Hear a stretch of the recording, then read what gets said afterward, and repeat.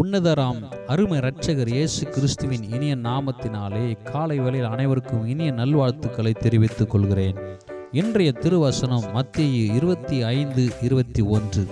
அநேகத்தின் மேல் உன்னை அதிகாரியாக வைப்பேன். பிரியமானவர்களே, நம்மை அழைத்த ஆண்டவராக இயேசு கிறிஸ்து உண்மையுள்ளவர். அவருடைய பிள்ளைகளாகிய நாம் உண்மையுள்ளவர்களாக இருக்க வேண்டும். நம்மை அழைத்தவர் உண்மையுள்ளவர். நம்முடைய எல்லா நடக்கைகளில் உண்மை இருக்க வேண்டும். உண்மையுள்ள மனுஷன் பரிபூர்ண ஆசீர்வாதங்களை பெறுவான். எங்கும் உண்மை, எதிலும் உண்மை. வீட்டில் மாத்திரம் உண்மை இல்லை, திருச்சபையில் மாத்திரம் உண்மை இல்லை, வேலை செய்கிற இடத்தில் மாத்திரம் உண்மை இல்லை.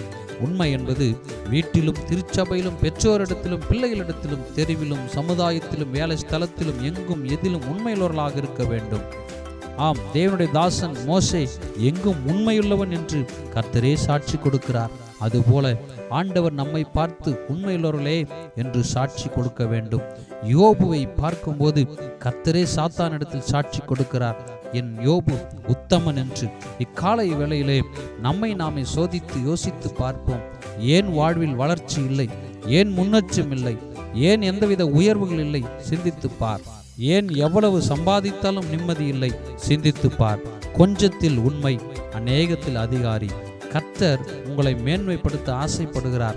ஆனால் அவருடைய சித்தத்திற்கு ஏற்றவாறு நடப்பதில்லை. கட்டளைக்கு உண்மையாய் கீழ்ப்படிவதில்லை, செவி சாய்ப்பதில்லை. அதனால் மேன்மை இல்லை. இன்று தேவ சமூகத்தில் ஒப்புக்கொடு. வாழ்வை அர்ப்பணி. எங்கும் உண்மை, எதிலும் உண்மை. இவற்றை பின்பற்று. தேவனுக்கு பிரியமான வாழ்க்கை வாழ கற்றுக்கொள். நிச்சயம் உன்னை அநேகத்தின் மேல் அதிகாரியாய் கர்த்தர் வைப்பார். கர்த்தர் உன்னை மேன்மையாக வைப்பார்.